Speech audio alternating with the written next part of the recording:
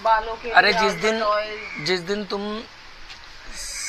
पूंजीवाद सामंतवाद पढ़ोगे ना, तो तुम्हें मालूम पड़ेगा कि तुम आटा खाने के लिए बने नहीं थे और तुम्हें कैसा आटा खिलाने के लिए बना दिया गया, और तुम्हें पता ही नहीं चला कि कब तुम आटा खाने वाले बन गए। और तुम ये इसके लिए तुम्हें ना जाके ऐतिहासिक चीजें, इतिहास को पढ़ना पड़ेगा ना। इतनी बारीक चीजें ना, मतलब मैं कई बार तो इस बात पे कंफ्यूज हो जाता हूँ कि मैं किस बात पे वीडियो बनाऊं। इतनी सारी चीजें, और कितनी सारी चीजें ना मुझे रिजेक्ट करनी पड़ती है कि मुझे पता है इनके पल्ले पड़ेगा नहीं, और फिर ये आर्ग्यू करेंगे। अभी जैसे मैंने पिछले एक बार हम चाय पे ऐसे बैठे हुए थे, बात कर रहे थे, मैंने कहा यार ये 3 जहर होते हैं, चीनी मैदा। तो किसी ने कमेंट किया कि यार चीनी और नमक में कैसे हो सकता है, चीनी मैदा नमक। मैंने कहा 3 वाइट जहर है। तो उन्होंने कहा यार चीनी और नमक कैसे, इससे तो चीजें स्वाद बनती है। मैंने कहा भाई साहब यार ये तो गूगल कर लो, आपको यूट्यूब पे बहुत वीडियो मिल जाएंगे, गूगल पे मिल जाएंगे। नहीं आप तो कुछ बताओ, आपने तो कुछ बताया ही नहीं। 3-4 कमेंट आ गए। फाइनली फिर मैंने क्या किया, मेरे पास इतना टाइम नहीं था कि मैं पूरी रामायण तो लिख नहीं सकता। मैंने सीधा गया गूगल पे टाइप किया, उसमें आ गया नीचे, उसी को मैंने कॉपी किया, उसको मैंने भेज दिया। मैंने कहा भैया ये 4 लाइनें आपसे तो कॉपी करी नहीं, कि मैंने करके भेज दी, पढ़ लो कि नमक से क्या नुकसान होता है, बीपी का और उसका, और चीनी से क्या नुकसान होता है वो देख लो। अब मैं यहाँ पे कोई आयुर्वेद की दुकान थोड़ी खोल के बैठा हूँ, मैं तो एक हिंट दे रहा हूँ आपको समझ। हाँ आप रिसर्च करो और बोलो कि आपने जो बात बोली वो गलत है, मैं डेफिनेटली करेक्ट करूंगा, सॉरी बोलूंगा और अपने अगले वीडियो में उसको करेक्ट करूंगा। अब अगर आप रूढ़िवादी बन के रहना चाहते हो, पापा कहते थे, तो फिर बात अलग है। चीनी और नमक का तो आजकल वैसे भी ऐड भी आता है, नमक कम खाएं, अच्छा। अरे ये गवर्नमेंट ना हमारा ना ऐसे ढोल बना के रखती है ना। जब इनको श्वेत क्रांति लानी थी तो इन्होंने बोला दूध दूध दूध पियो, दूध से दूध दूध दूध हड्डी मजबूत, रोज टीवी में ऐड चल रही है दूध दूध दूध। जब इन्होंने अंडे के पोल्ट्री फार्म को उठाना था तो संडे हो या मंडे रोज खाएं अंडे, गवर्नमेंट ऐड चलाती थी, एनसीसी करके एक ऐड डिपार्टमेंट है कोई, उसकी ऐड आती थी, इससे ये फायदा होगा, इससे वो फायदा होगा।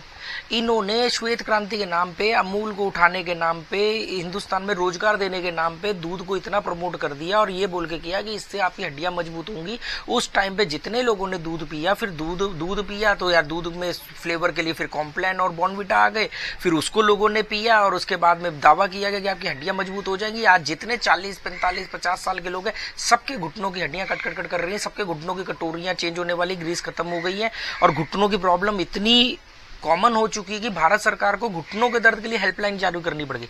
आज कोई किसी की है हिम्मत जाके भारत सरकार का गरेबान पकड़ ले कि भाई साहब आपने तो बोला था कि दूध पीने से हड्डियां मजबूत होंगी, हम तो सुबह शाम दूध पीते रह गए, हमारे तो फिर भी हड्डियां जवाब दे गई। कोई जवाब नहीं देने वाला, और इसके जवाब हो भी नहीं सकते ना, क्योंकि ये अनवेरिफाइड फैक्ट है। आपने कुछ और वो कहेंगे तुम्हारा वजन ओवरवेट चल रहा है, हर एक आदमी का वजन थोड़ा बहुत ऊपर होता है, तो वो कहेंगे आपका ना वो ओवरवेट है ना, इसलिए आपके घुटने दर्द कर रहे हैं, या कुछ भी। इन चीजों को देखो, पूरा धर्म ही चलता है अनवेरिफाइड फैक्ट के ऊपर। कुछ फैक्ट ऐसे होते हैं जिसको वेरीफाई नहीं किया जा सकता। अमर होना, अमर हो जाएंगे, मोक्ष हो जाएंगे, जीवन मरण के चक्र से निकल जाएंगे, इन चीजों को वेरीफाई किया जा सकता है।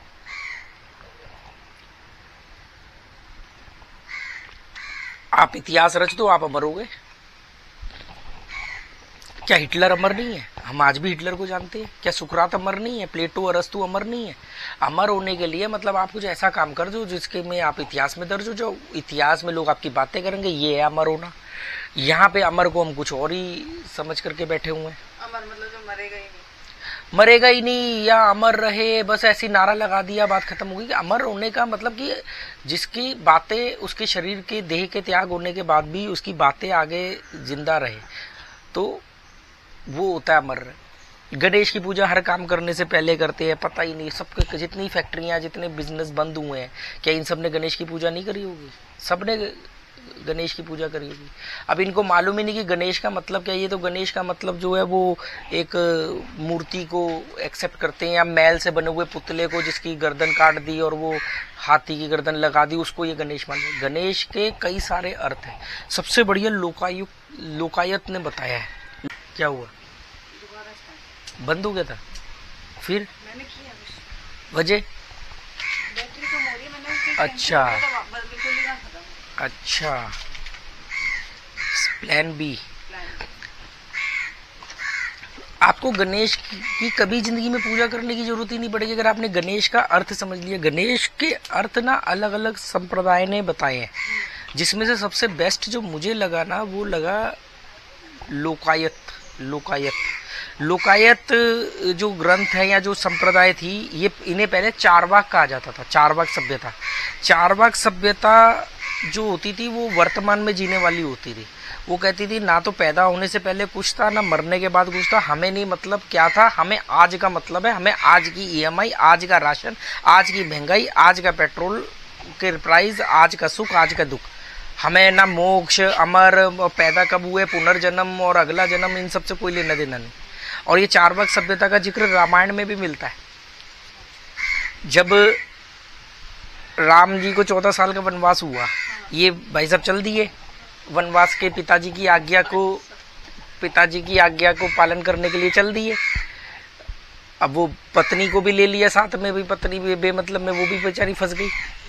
जो घूमने का टाइम था, गोवा, हिमाचल वगैरह, उनको वो जाना पड़ रहा है वनवास। तो फिर वो लक्ष्मण ने कहा मैं भी चलूँगा। तो कुछ टाइम बाद ही इनके पिताजी का स्वर्गवास हो गया। अब सारे ही स्वर्ग में जाते हैं। एक जेब कतरा उठाई गिरा, रेपिस्ट का भी बाप मरेगा ना, वो भी कहेगा पिताजी स्वर्गवास हो गया। मतलब रेपिस्ट मरेगा ना तो उसका भी बच्चा बोलेगा उनका स्वर्गवास हो गया। मतलब कभी कोई कहीं और जाता ही नहीं है, सबके लिए एक ही स्थान है, स्वर्ग। ठीक है। तो मरने के बाद तुमने देखा नाम कैसे लेते, लेट श्री, लेट श्री। और जीते जी नाम लेते वो बिल्लू का है, बिल्लू। और वैसे ही वो हिंदी में तो और स्वर्गीय, स्वर्गीय श्री। मेरे डैडी की 13वीं थी, फोटो आई बन के, पेंटर से बनवाई, हैंडमेड। और मैं देख के लिया, मैंने कहा ये कौन है, विनोद मेहरा। कह रही तेरे पापा है। मैंने कहा मैंने अपनी जिंदगी में अपने पापा को कोट पैंट में नहीं देखा जिंदगी में। और आखिरी के जो 10 साल लोग उनको जानते हैं तो वो तो सड़कों पे घूमते थे, शराब पीते थे, लोगों से पैसे मांग के, उनकी तो हालत ही बहुत खराब थी। पर उससे पहले जब वो ठीक ठाक भी थे, जो मेरे को उनकी, या मैंने उनको जिंदगी में, उनको ना स्लीव ऐसे, उनको हाफ शर्ट कभी नहीं पहनी उन्होंने जिंदगी में, स्लीव फोल्ड करके रखनी है, शर्ट कभी इन नहीं करनी है। मतलब उनके सिंपल, लेकिन मतलब शर्ट बाहर रखनी है और वो मतलब फालतू कब फोल्ड करना है, बस इतना यहाँ तक। हाफ वाली कभी शर्ट नहीं पहनी उन्होंने जिंदगी में। हाँ। और उन्होंने वो फोटो आई जी, कोट पैंट एकदम ऐसे, वो जवानी की कोई पुरानी फोटो, कोई मतलब मेरे भी पैदा होने से पहले की फोटो कभी खिंचवाई होगी ब्लैक एंड व्हाइट, इन्होंने सिलेक्ट कर लिया वो फोटो। मैं देख के, वो फोटो देख के ऐसे लग रहा है जैसे विनोद मेहरा, मतलब बिल्कुल विनोद मेहरा जैसे। मैं तेरे को दिखाऊंगा वो फोटो, वो कोट पैंट पहन के ऐसे। पहले क्या होता है, फोटोग्राफर का जाना होगा था, इधर देखो, हाँ। इधर ऐसे ऐसे करवा के फोटो खिंचवाता, वो कोट पैंट पहन के ऐसे है और वो फोटो लगाई हुई है हैंडमेड। मैंने कहा यार, मुझे मतलब शर्म झिझक भी आ रही, क्योंकि मैंने अपने डैडी को मरने से लगभग 95 3 से 4 साल पहले देखा था। हाँ, मैंने अपने डैडी को मरने से 3 से 4 साल पहले देखा था। तो तब की हालत भी मुझे याद थी, उसके बीच में जो लोगों ने बताई वो भी। और मेरे पास एक बीच की 1.5 साल पुरानी उनकी लेटेस्ट फोटो मेरे को कहीं से मिल गई, तो मैंने उनसे मांग के वो फोटो ले ली। वो फोटो देखी, आप बिल्कुल ही आदमी को, मेरे को शर्म झिझक इस बात की आ रही कि मैंने कहा यार ये पाखंडगिरी क्यों कर रहे हो। मैंने कहा यही लोग उनको धुतकारते थे, चाहे उनके खुद के कर्म ऐसे थे, उनको क्रिटिसाइज करते थे, जो सही था गलत था मैं उसमें नहीं जा रहा। पर आप मरने के बाद किसी आदमी को एकदम वो कर रहे हो, तो वो चीज मुझे बड़ा मन नकली बना। और तब मेरी उम्र कितनी थी, 15 साल। मतलब मैं 15 साल में भी ऐसा था कि मुझे पाखंडगिरी पसंद नहीं थी। जब ओम जय जगदीश की आरती होती थी या तो मेरे से मतलब मुझे राखी बंधवाना पसंद नहीं था। राखी बंधवा भी ली अगर गलती से कभी आरती ने बांध दी या किसी ने भी बांध दी, तो मुझे बहुत इरिटेट नहीं कहूँगा, मतलब मुझे ना वो नकली बना नहीं पसंद था। तो मेरे को मजा नहीं आ रहा था उसमें, मतलब मेरे को नहीं लग रहा था कि मुझे ये सब करना चाहिए। ये बचपन की बात बता रहा हूँ। तो सबसे पहले आरती, वो ये क्या है, राखी हटाने वाला मैं होता था। आरती में मेरे हाथ ही नहीं उठते थे। उसके बाद मैंने एस्ट्रोलॉजी की पढ़ाई भी करी। वो एस्ट्रोलॉजी को पढ़ करके कोई चालीसा नहीं बची जो मुझे याद ना हो, फिर उसको मुझे छोड़ना पड़ा सबको। भूलने के लिए मैंने पढ़ने से ज्यादा, रटने से ज्यादा भूलने पे मेहनत करनी पड़ी कि इसको भूलना पड़ेगा, नहीं तो मैं भी एक तोता बन के रह जाऊंगा।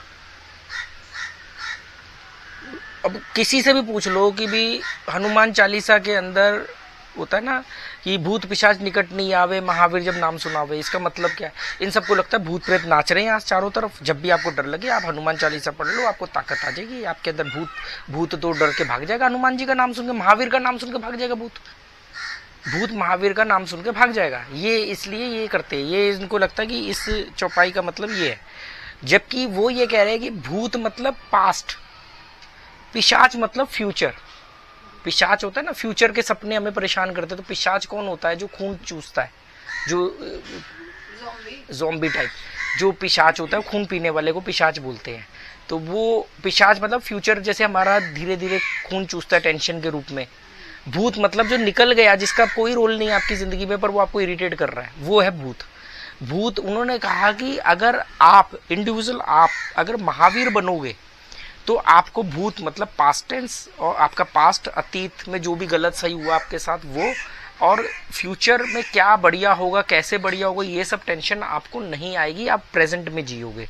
तो भूत पिशाच नजदीक नहीं आएंगे अगर महावीर जब नाम सुनावे। महावीर जो है वो 5 तरह के वीर, जब वीर होने के गुण आपके अंदर होंगे ना, तब आप वो महावीर बन जाओगे। तब आपको फर्क नहीं पड़ता क्या हो रहा है आपके साथ। तो वो अपने साथ आज की डेट में हो रहा है। हम अपने आप में महावीर, हमें फ्यूचर नहीं परेशान करता, हमारे को, हम अपने अतीत का खूब मजाक उड़ाते हैं, है ना, हम तो अतीत पे हंसते हैं, ठीक है। लोग अपने अतीत को मिस करते हैं। 15 साल जेल में रह करके छूटा है, फिर भी मन बुढ़ेगा यार। एक बार बताऊं, जेल के दिन बड़े अच्छे थे यार, अकेले बैठे रहते थे, फोकड़ का खाना मिलता था। मतलब ये इंसान की साइकोलॉजी होती। तो